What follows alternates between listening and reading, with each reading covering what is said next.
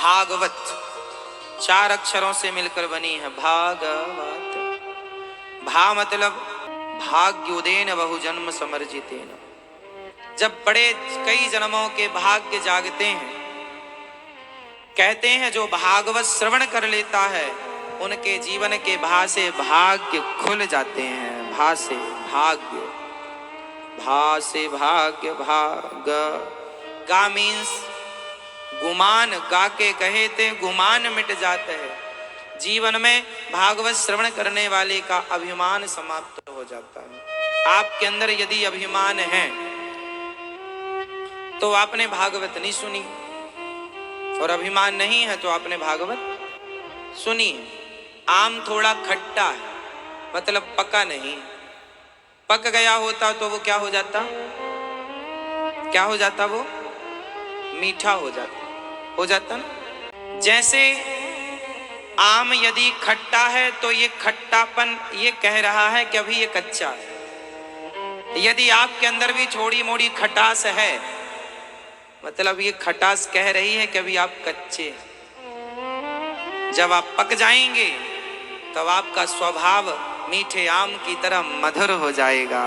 ये मधुरता ही आपके स्वभाव की, आपकी वाणी की मधुरता ही ये दर्शाती है कि आप पक चुके हैं, परिपक्व भक्त हैं। कच्चे हैं मतलब खट्टे हैं। इसलिए कच्चे आम की क्या बनती है? चटनी। आपकी भी चटनी बन जाती है यदि आप कच्चे रह गए तो। महाराज जी हमारी चटनी बना दी। कौन पिसता है? सिल लोढ़ा से कौन पिसता है? कच्चा आम, पका आम नहीं पिसता। तो जो व्यक्ति मरने के पहले भी कच्चा ही रहा, इसलिए मरने के पहले तक पक जाना। पक के मरोगे तो चटनी नहीं बनेगी, और कच्चे ही मर गए तो नरक में तुम्हारी चटनी बनेगी। नरक में क्या बनेगी? चटनी। फिर मत कहना कि हमारी चटनी बन गई। काहे नहीं पके? कच्चे आम और पक्के आम में कलर का भी अंतर होता है। कच्चे आम का रंग क्या होता है? क्या होता है? हरा। और पक्के आम का रंग? कच्चा आम। कच्चा आम का मतलब है कि आपका रंग पहले कुछ और था, अब था तो कोई बात नहीं, पर अब थोड़ा पक जाए, आप पक जाएंगे तो आपका रंग बदल जाएगा। जैसे आपके बालों ने रंग बदलना शुरू कर दिया है। पहले काले थे, अब क्या होने लग गए? सफेद होने लग गए। मतलब बालों ने अपना रंग, कच्चा आम पकने लगा है, बाल पकने लग गए हैं, बाल पक गए। आंखों में मोतियाबिंद, लोग कहते हैं पक गया मोतियाबिंद। आंखें भी पकने लगी हैं, बाल पकने लग गए हैं, आंखें पकने लग गई हैं, घुटना भी पक गए हैं। क्या हो गए? अब सारा शरीर पका पड़ा है। अब तुम्हारी बुद्धि और पक जाए तो काम बन जाए। पकी हुई बुद्धि वह है जिसका मन सदा के लिए भगवान के चरणों में लग जाए, समझ लो पक गया है। अभी भी पत्नी पुत्र बेटा बेटी याद आ रही है, मतलब अभी कच्चा है। तो बाल पक गए, आंख पक गई, शरीर पक गया, थोड़ा मन को पकाओ। तो अभिमान रहित जीवन ही भक्तों का है।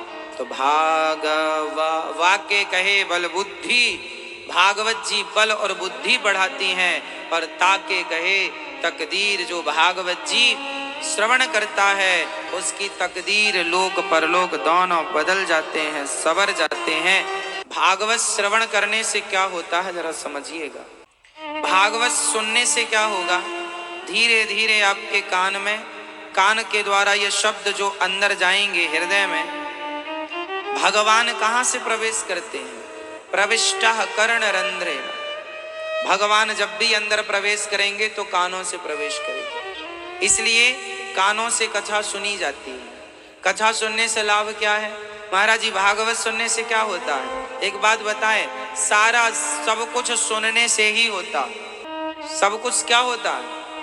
सुनने से। आपको गुस्सा कब आता है? जब आप गालियां सुनते हैं। सुनना आया ना? जब आप गालियां सुनेंगे, अपना अपमान सुनेंगे तो गुस्सा आएगा।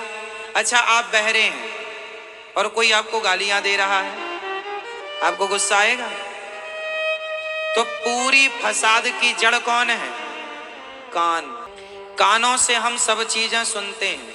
अच्छा सुनो, आप गालियां सुनते हैं तो क्या आता है? क्रोध, गुस्सा आया। अब दूसरा कनेक्शन बता दूं कान का।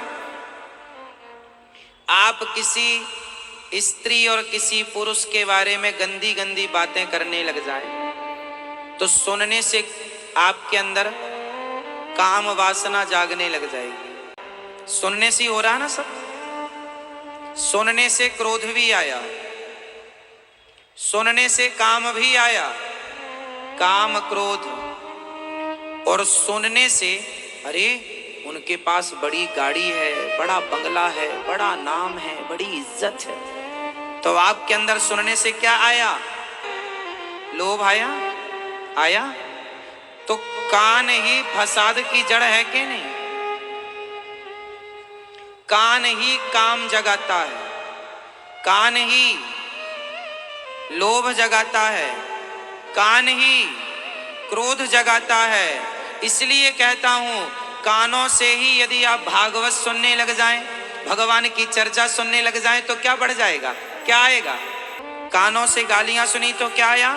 क्रोध। कानों से धन दौलत के बारे में सुना तो क्या आया? लोभ। कानों से किसी स्त्री पुरुष की गंदी बातें करी सुनी तो क्या आया? काम। और कानों से कथा सुनेंगे तो क्या आएंगे? हृदय में राम आ जाएंगे, श्याम सुंदर, भक्ति आ जाएगी। प्रविष्टः कर्णरंध्रेण। तो कान से काम क्रोध लोभ भी प्रवेश करता है और कानों से भगवान भी प्रवेश करते हैं। अब आपको निर्णय करना है कि कानों को कहां लगाना। ये बिल्कुल प्रैक्टिकली हम बोल रहे हैं आपको, कोई किंतु परंतु हो तो आप पूछ लेना। कानों से ही जागती हैं चीजें। आप किसी के बारे में सुने ही ना तो कुछ नहीं है। सुनेंगे तो मन जाएगा, चंचल होगा। आप किसी स्त्री के बारे, अरे वो स्त्री बहुत सुंदर है, वो पुरुष बहुत सुंदर है, जब आप उसके बारे में सुनेंगे तब मन वहां जाएगा। सुनेंगे नहीं तो मन कहते हैं चंचल है, पर मन भी इंद्रियों के अधीन होता है। यदि आंख देखे ना और कान सुने ना तो मन चंचल हो ही नहीं सकता। प्रैक्टिकल समझो, जो हम सुना रहे हैं कथा नहीं सुनाएंगे कि अब सुन लिए, एक ध्रुव जी थे, एक प्रहलाद जी थे, उनको भगवान मिले, कथा खत्म। समझने की कथा होती है, समझो, और वो समझ करके उसे अप्लाई करना, चरितार्थ करना। ठीक है? तो कान से आपने सुना नहीं, अच्छा किसी को आपने देखा, रास्ते में आपको सोना ढेर सारा पड़ा हुआ दिख गया, तो दिखने से क्या आ गया? जोर से लोभ आ गया, अरे उठा ले क्या? तुरंत आप अपने आप से बातें करेंगे, उठाऊं कि नहीं उठाऊं, ये क्वेश्चन आएगा ना। फिर बाद में आपका निर्णय कि आप उठाएं ना उठाएं, वो बुद्धि का निर्णय चला जाएगा। लेकिन देखा किसने?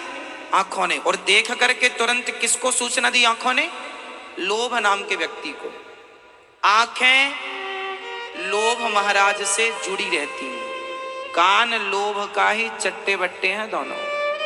आंख ने तुरंत लोभ को सूचना दी, सोना पड़ा उठाए नहीं, किसी का होगा, अरे कहा नहीं, कलयुग चल रहा, कहा तुम ही ईमानदार बनोगे, सब तो बेईमान, उठा लो।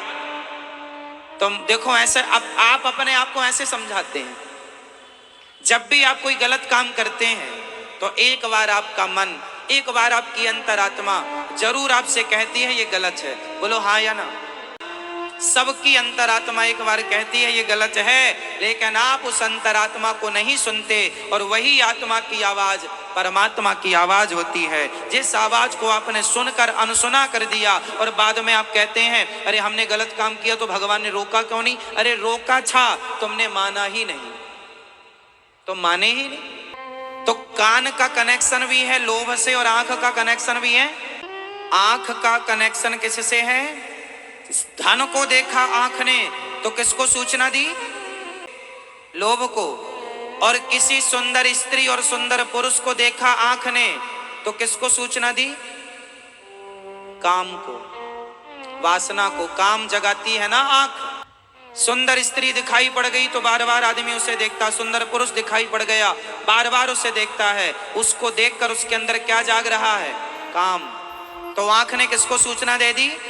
धन को देखकर लोभ को सूचना दिया, और स्त्री पुरुष को देखकर काम को सूचना दे दी। किसने?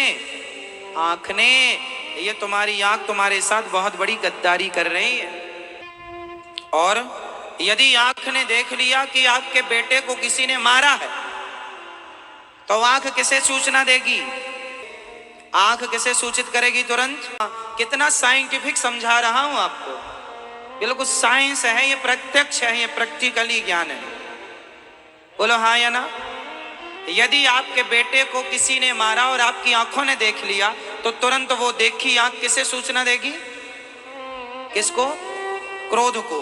तो कान का संबंध भी 3 से था और आंख का संबंध भी 3 से।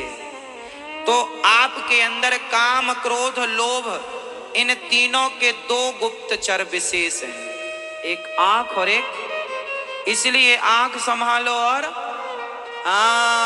इसलिए कहते हैं बुरा मत सुनो, बुरा मत देखो।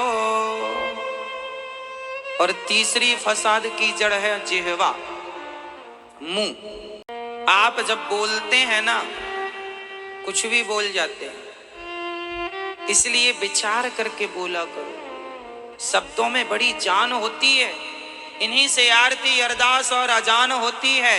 यही समुंदर के वह मोती हैं जिनसे इंसानों को पहचान होती है। अरे आपकी वाणी ही बताएगी कि आप कितने बड़े मूर्ख हैं और कितने विद्वान हैं। आपका शरीर नहीं बताएगा कि आप कितने मूर्ख और विद्वान हैं। आपकी वाणी जब खुलती है तो पता चलता है कि आप कितने मूर्ख और कितने।